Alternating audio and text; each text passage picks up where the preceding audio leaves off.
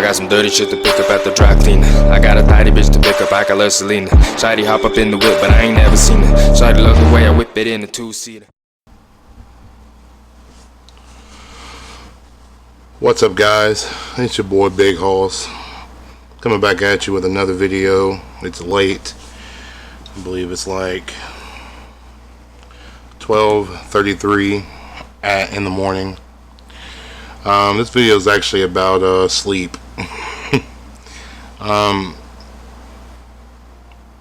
As I was sitting in bed, dozing off, catnapping, I thought that maybe I'd do a video over the importance of sleep.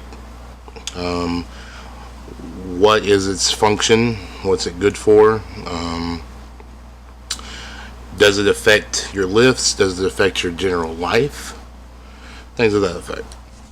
So we'll start off with I love sleep. I'm a fat guy who enjoys sleep, working out, and playing with my kids. That's about it. And eating. But sometimes it's hard to fall asleep, especially if you have kids or if you are on a crazy work schedule. Sometimes your work schedule is not set, and it's not just a continuous set schedule. So, sleep can be kind of very scarce and non-existent. So with that being said, I found that sleep does, in my case, sleep does affect my lifts. Sleep affects everything I do.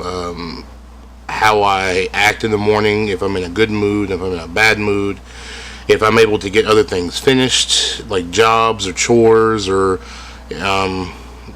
hobbies I need to get done. It also affects how strong I am.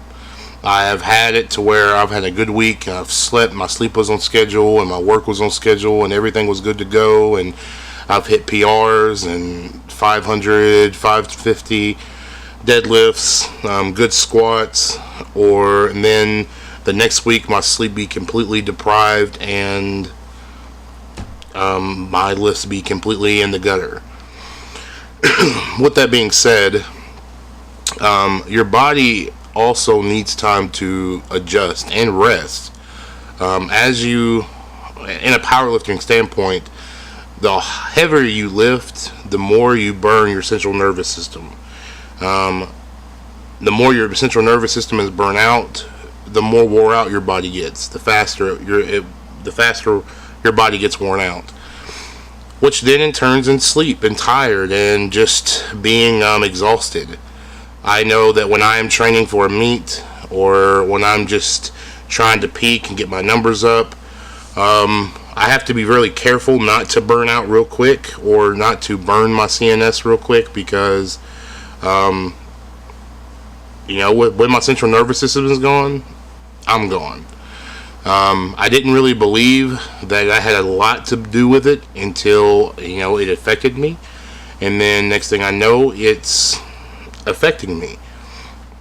I've seen a lot of people who peaked really quick and then their central nervous system took a complete plummet, and next thing you know, their lifts are in the gutter. They're trying to figure out what's going on, and what it is that they're not getting enough rest. Their body is wore out, their body is tired, and their body is done. So some tips and suggestions you might want to take if you are having problems sleeping, if you are having an issue, maybe you're having an issue with your CNS frying out too early. Here's some suggestions. 1, don't go heavy every day of the week. I know if you're like me, if you're like me and you want to go heavy every day of the week, that can be very hard. But as I said before, your body is not equipped to go balls to the walls every day of the week. It's just not. You can't do it. Your body will break down on you. And then you're subjected more prone to injuries. You're going to fail lifts that should be easy for you. These are things that are very frustrating in a powerlifting life. With that being said, with the program, have it to where you go, maybe heavy on one lift, but not all three. If you go heavy on the bench press this week, then go light on the bench press next week. If you go heavy on the deadlift next week, then go light on the deadlift the week after next. It's pretty much simple as that. If you are not really experiencing CNS problems, and maybe it's just having to go to sleep, and if you're like me and you have 3 kids that hate sleep, and you have a household that is full and loud and constantly busy, then this could be another issue. With that being said, try to get everybody on a schedule. I know that's easier said than done. Trust me, I know. It's easier said than done, but if you can get everybody on a schedule, it's kind of better that way. It kind of works out better in the sense that you're no longer having to fight for just you. Everybody kind of falls into the same pattern. If you don't have kids and you're just single, then maybe besides going partying every weekend, stay home, or maybe cut the partying cut it out earlier. These are things that are very easy to do. We just have to make the choice to do them. I get that, being single or having kids or maybe working late, sometimes it varies. You have excuses, I get that. But if it's just a matter of, I'm going to go drink, and tomorrow, that tomorrow you have a deadlift session and you're not going to get enough sleep before that, maybe you should weigh your priorities. Also, like I said, I get that if you have kids, if you have a family, there's school functions, there's work, there's meetings. I get that. Life has to come first. But sleep is important. Also, caffeine. I'm a huge coffee drinker. Coffee is my life. I can drink coffee all day.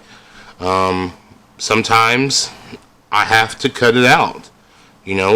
There's days where I don't go at all with drinking coffee. There's days where there's weeks I don't drink coffee. These are things I have to kind of look at. Pre-workouts. There's some pre-workouts that will literally give you the jitters because there's so much caffeine in them. If you're taking one of these pre-workouts, then maybe you should look at your schedule. Are you working out late in the evening and you have to take a scoop of pre-workout? Maybe you should not take that scoop, or maybe cut it in half. Maybe looking to buy another pre-workout with less caffeine in it. There are also supplements that you can take that will help you sleep. I think melatonin is a good one. I don't know. I don't really take supplements for that reason. But there's a lot of things that you can do to help you sleep. It's just you have to make the choices to do them. For example, making a video at 1 o'clock in the morning, probably not the best decision in the world. But, with me being injured and me still recovering from the surgery and not being able to lift, I am just trying to fulfill time and make do what I have.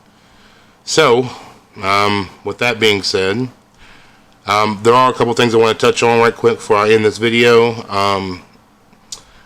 I am looking forward to hitting 50 subscribers. If I can hit 50 subscribers, I'm going to give away a free shirt to any and all participants. Sorry, let me scratch that. To one participant. But I have to hit 50 first.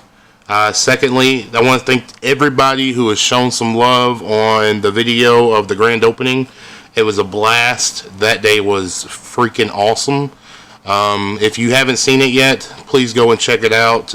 Drop a like on it. Go ahead and subscribe. If you are subscribed, then put it in the comments or send me an email at Big Hoss Powerlifting without the O at Gmail, just telling me that you have subscribed, that you are, that you're wanting to enter the giveaway. I'm planning on getting some interviews lined up, but it's just a matter of getting all the schedule and stuff taken care of. But other than that, I want to say thank you to everybody who has severely shown me some love, shown the channel some love, supported me. If you have any people out there who you think might be interested in the channel, show them the videos. If you have any suggestions for any videos you'd like to see, or any topics you'd like me to cover, or any questions you have, go ahead and drop them in the comments below too. And until next time, Big Hoss out.